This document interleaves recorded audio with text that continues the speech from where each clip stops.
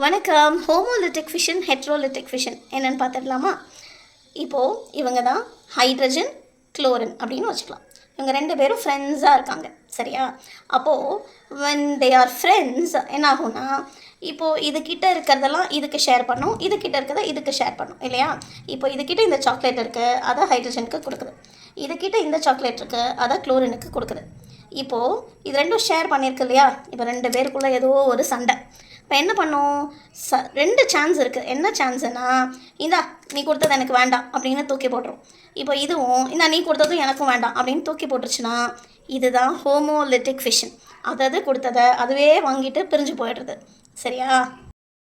இப்போ இன்னொரு சீன் பார்க்கலாமா?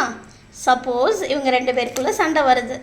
இப்போது இந்த குளோரின் என்ன பண்ணுதுன்னா, நான் கொடுத்ததை கொடு அப்படின்னு பிடுங்கிட்டு அதுக்கிட்டேருந்து வாங்கினதையும் தராமல் எடுத்துக்கிட்டு போயிடுதுன்னு வைங்க.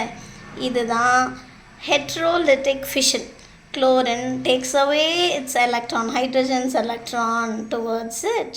சரியா? இப்போ இதை எலக்ட்ரானோட வச்சு பாருங்கள். இது ரெண்டும் ஆளுக்கு ஒரு எலக்ட்ரானை ஷேர் பண்ணி பாண்ட் ஆகுது.